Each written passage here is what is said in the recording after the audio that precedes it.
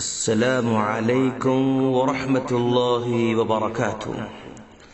سامعین، رمضان تو ختم ہو چکا ہے۔ یہ رمضان لوگوں کی تربیت کے لیے 720 گھنٹوں کا ایک پروگرام رکھا گیا تھا، اور آج یہ 720 گھنٹے مکمل ہو چکے ہیں ہماری تربیت کے۔ ابن تیمیہ رحمہ اللہ کا کہنا ہے کہ رمضان کے قبولیت کی علامت یہ ہے کہ وہ رمضان کے بعد بھی نیکی کرتا رہے۔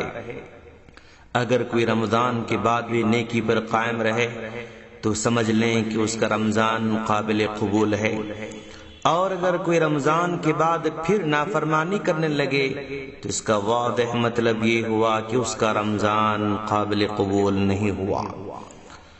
فضیل بن عیاض رحمہ اللہ کہتے ہیں کہ لوگ اللہ کو صرف رمضان میں پہچانتے ہیں، جب رمضان گزر جاتا ہے تو پھر اللہ کو بھول جاتے ہیں۔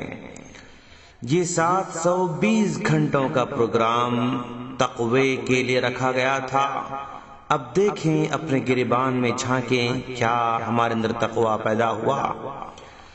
ایک امتحانی حال تھا، اور اس میں کامیابی ہوگی یا نہیں، اب اس کے بعد دیکھ لیں۔ بندوں کے دلوں میں اللہ کی محبت پیدا کرنے رمضان آیا تھا۔ اب ذرا جھانک کر دیکھیں، کیا واقعی اللہ تبارک و تعالی سے محبت پیدا ہوئی ہے؟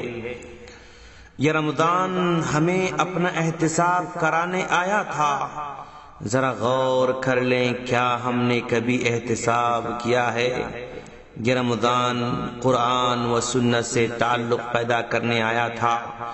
اب دیکھ لیں، کیا ہمارا تعلق قرآن اور سنت سے ہو چکا ہے یا نہیں۔ یہ رمضان اخلاص پیدا کرنے آیا تھا۔ اب دیکھ لیں، کیا اخلاص پیدا ہوا ہے یا نہیں۔ یہ رمضان بھلائی میں سبقت کرانے آیا تھا۔ اب دیکھ لیں، کیا ہم بھلائی میں سبقت کر رہے ہیں یا نہیں۔ یہ رمضان زندگی میں تبدیلی پیدا کرنے آیا تھا۔ غور کریں، کیا ہماری زندگی میں تبدیلی ہوئی یا نہیں۔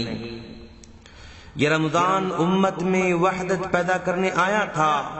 غور کریں، کیا امت میں وحدانیت پیدا ہوئی یا نہیں۔ رمضان ہمیں وقت کی پابندی کی تعلیم دینے آیا تھا۔ اب دیکھیں، کیا ہم وقت کی پابندی کرتے ہیں یا نہیں۔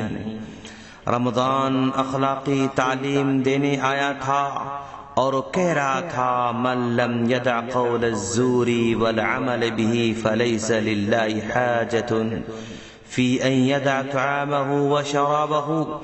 جو جھوٹ بولنا نہ چھوڑے، اس پر عمل کرنا نہ چھوڑے، تو اس کا بھوکا رہنا بیکار ہے، پیاسا رہنا بیکار ہے۔